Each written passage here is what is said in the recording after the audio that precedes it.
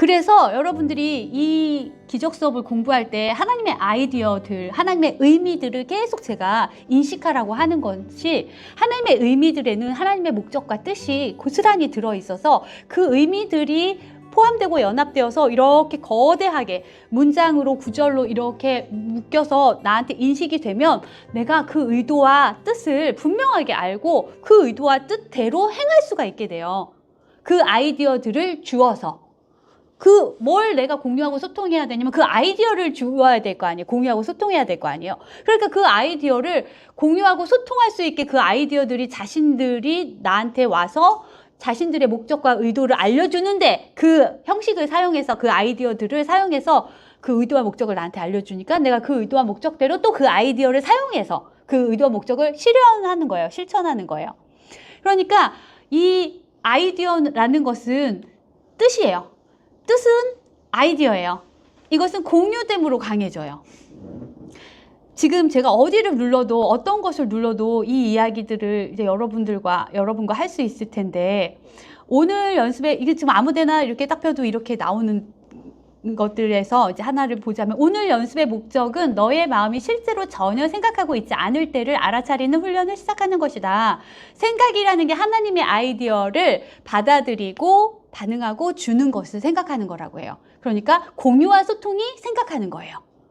그러니까 우리가 전혀 하나님의 아이디어를 받아들여서 공유하고 소통하고 있지 않을 때를 알아차리는 훈련을 시작하는 게 연습의 목적이래요. 그러니까 내 마음은 과거의 생각에 사로잡혀 있다라는 이 관념이, 내가 과거에 했던 아이디어, 목적, 의도, 뭐예요? 하나님과 공유하지 않고 소통하지 않겠다. 하나님의 공유와 소통을 부정하고 반대하고 거부하고 공격하겠다 라고 했던 것만 지금 계속 하고 있다는 거예요. 그렇게 하고 있는 거는 전혀 하나님의 아이디어를 공유하고 소통하지 않고 있는 거잖아요. 그렇게 하겠다는 목적에 의해서.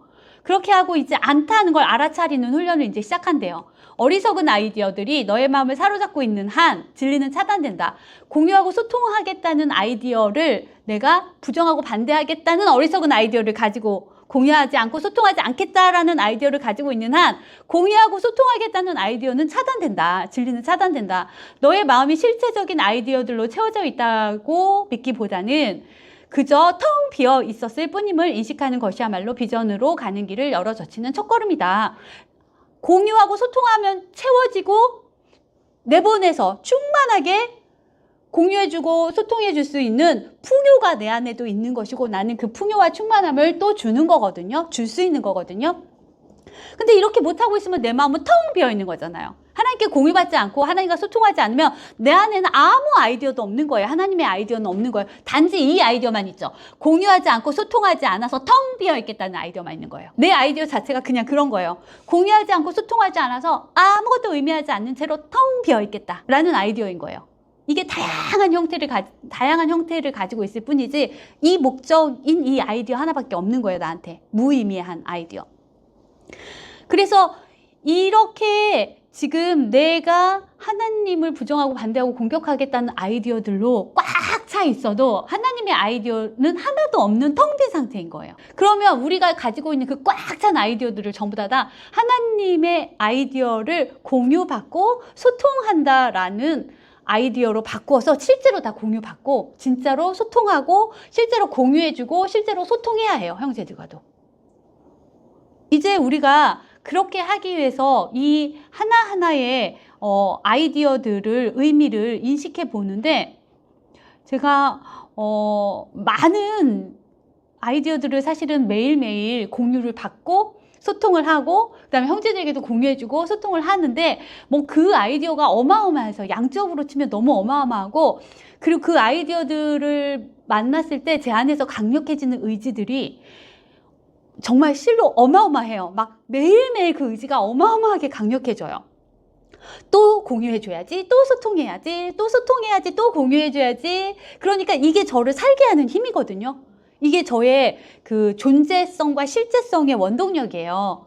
그래서 일어나면 하나님의 아이디어를 막 공유하고 하나님하고 소통하기 바쁘고 막 그게 너무 신나는 거예요. 그러려고 눈을 뜨고 그러려고 몸을 일으켜서 막 나와서 그렇게 하고, 또 그걸 하나님에게 그렇게 아이디어를 공유하고 소통하면 여기서 그 공유와 소통의 의지가 막 의도가 엄청나게 강력해져요. 그러면 또 형제들에게 공유해주고 소통해주면서 하루 종일 그러니까 하나님께 받은 걸 막 형제들한테 막 그 배달해주는 것 같은 거예요. 막 이렇게 배달해주고 저렇게 배달해주고 뭐 통화로도 배달해주지만 톡으로도 배달해주고 유튜브 만들 글을 쓴다거나 실제로 뭐 또 유튜브 만들 걸 뭐 녹음한다거나 뭐 계속해서 메시지가 공유되게 하는 소통되게 하는 기능으로서의 마음이 하루 종일 실제적으로 살아있어요. 그게 마음이 깨어있는 거예요. 여러분의 마음이 깨어있는 상태가 그 의지와 의도로 마음이 사용되고 있을 때 마음이 그렇게 사용되고 있으면 몸은 당연히 그렇게 사용되겠죠. 시간도 그렇게 사용되고 있겠죠.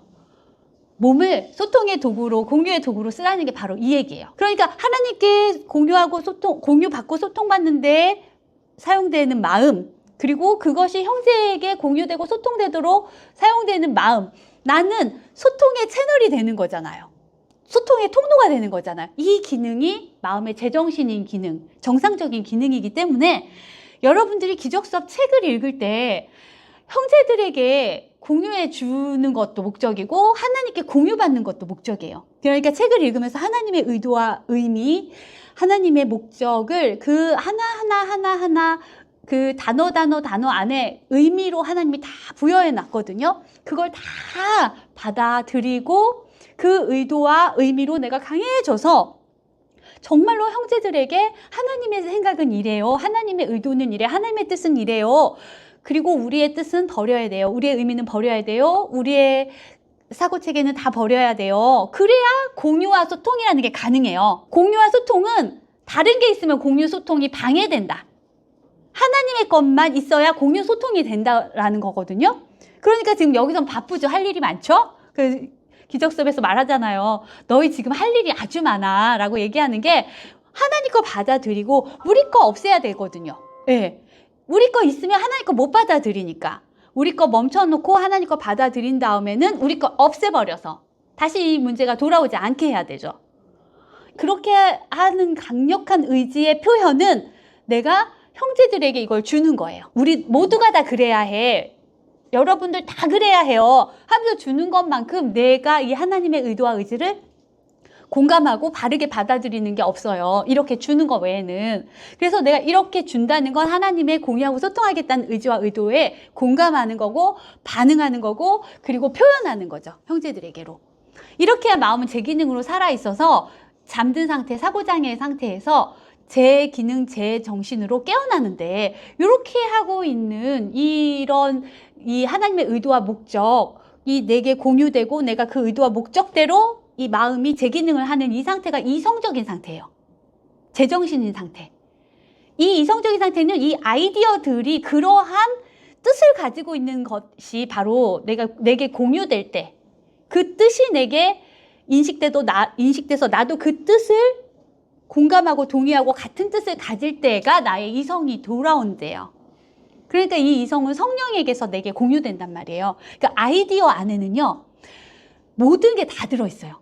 하나님이라는 그 의미 체계들, 의미들 안에는요, 그 뜻이 들어있고요, 의도가 들어있고요, 목적이 들어있고, 그렇게 할 수 있는 방법과 힘과 능력까지 다 들어있어요. 그래서 그 하나님이라는 이 아이디어, 하나하나의 의미를 인식하는 거. 그래서 이게 너무 중요한데 요즘에 여러분들이 의미어 사전이라고 우리가 막 그 하나님의 의미를 인식하는 거 정말 가치 있게 여기면서 하고 계시잖아요.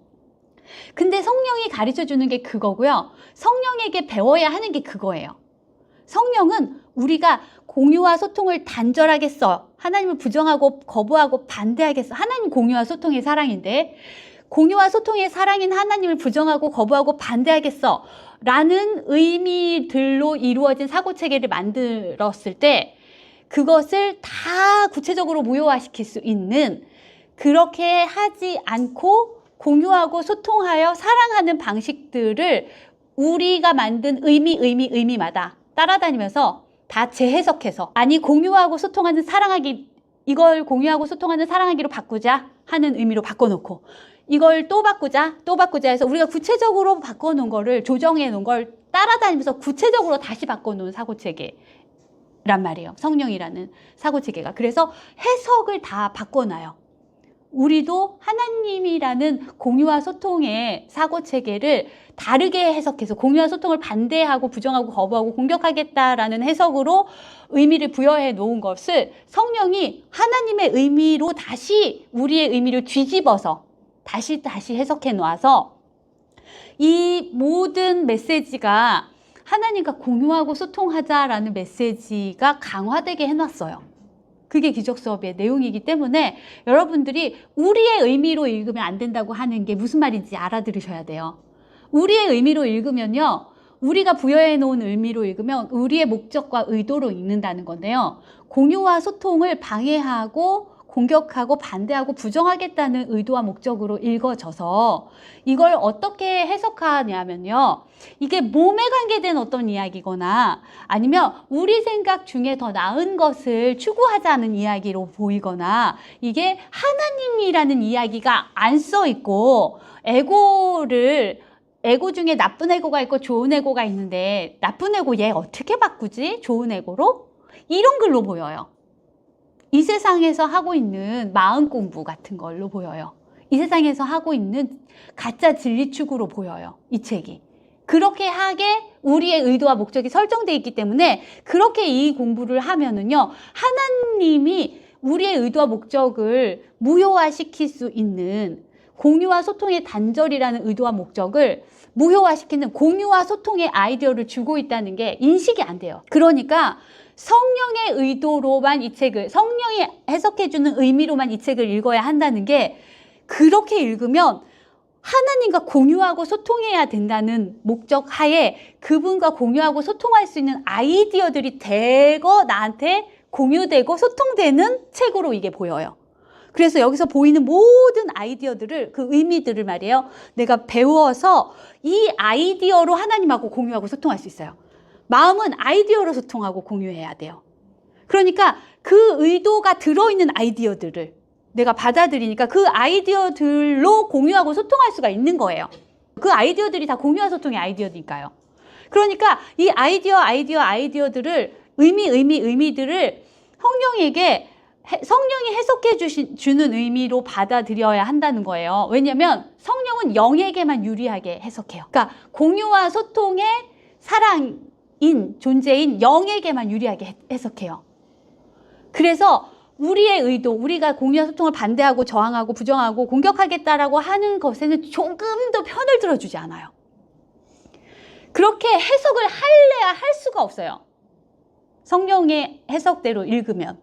근데 우리의 해석으로 읽으면 성령의 음성 들어라, 성령에게 하나님의 의미를 배워라, 그 의미들을 공유받아서 그 의미로 성령과 소통해라, 형제에게 그 의미를 공유해주고 형제와 그 의미로 소통해라 라는 이 메시지가 하나도 인식이 안 돼요.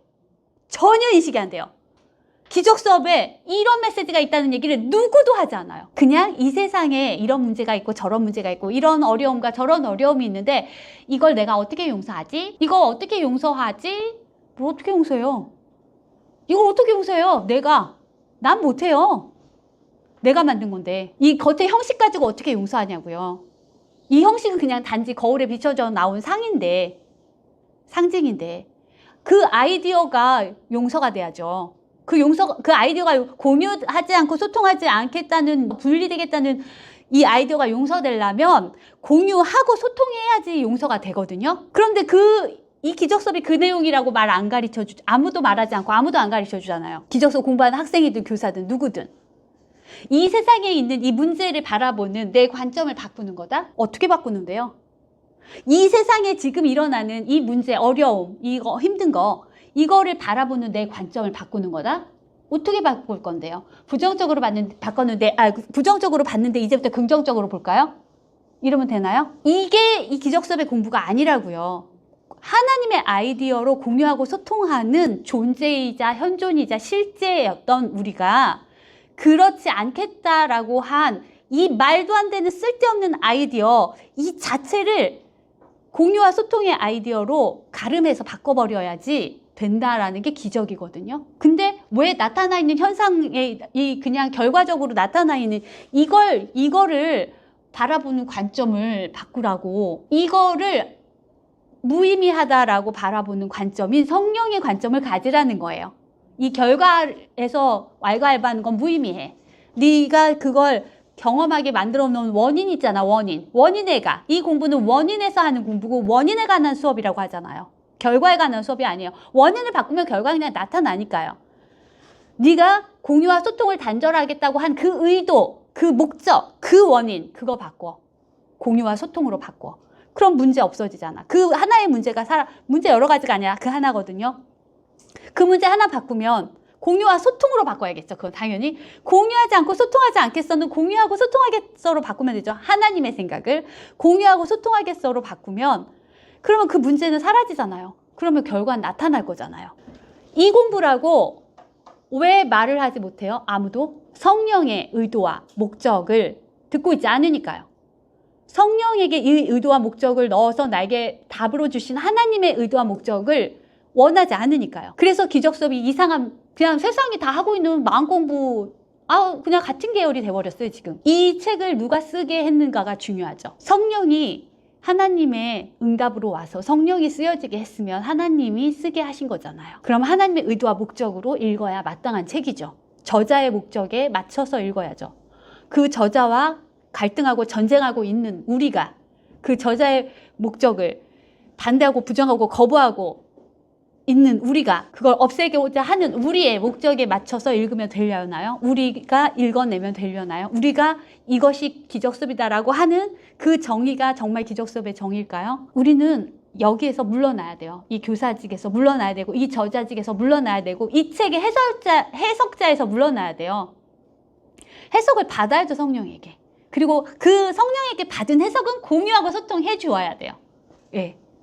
그래서 여러분이 이 기적 수업을 이 관점에서, 성령이 의도하고 목적한 관점에서 성령의 해석으로 읽을 수 있다는 걸 만났다는 것은 여러분이 하나님의 뜻을 만났다는 거고, 하나님이라는 아이디어를 만났다는 거고, 하나님이라는 그 의도와 목적, 그분 자체와 만났다는 것이기 때문에 그분을 그대로 흡수하고 공유하고 소통하세요.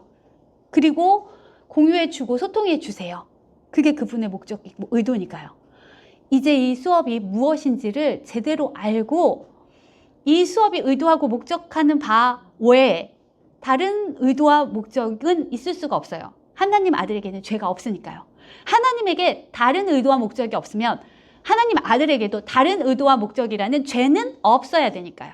그러니까 공유하지 않고, 하나님의 의미를 공유하지 않고 소통하지 않겠다는 다른 의도와 다른 목적의 죄를 용인하지 마시고, 하나님의 생각, 하나님의 의미들을 공유하고 소통하겠다는 이 하나님의 의도와 목적, 이 뜻을 내가 공유해서 내 잘못된 의도와 목적을 교정해야 돼요. 그리고 다 포기해야 돼요. 이게 기적이니까요. 예. 기적 수업의 의도와 목적이 우리의 공부의 의도와 목적이 되겠죠? 그리고 우리가 하나 되려는 의도와 목적이 되겠죠? 이것이 바로 하나님이 당신 자신을 지금도 나에게 의도와 목적이시고 의미이신 당신 자신을 지금도 나에게 주고 계셔서 우리에게 공유해주고 소통해주고 계시는 그 메시지니까, 이 메시지를 기적 수업의 메시지라고 분명하게 정해 놓으시고, 목표를 정확하게, 목적을 정확하게 놓으시고, 어차피 이거는 변할 수 없고 흔들릴 수 없고 바뀔 수 없어요. 하나님이 당신의 뜻을 스스로 저버리시지 않으시는 분이고 완전하고 동일하고 영원하시니까요. 그러면 우리는 그대로만 이 수업을 하면 하나님이 목적하고 의도하고 뜻하신 대로 하나님과 공유하고 소통하는 영원한 하나님인 존재로서 깨어날 거예요. 예, 그렇게 목적과 의도를 하나님의 목적과 의도로, 모든 것은 그것밖에 없다, 그것이 모든 것이다, 이렇게 하시면서 공부를 하시면 되겠습니다.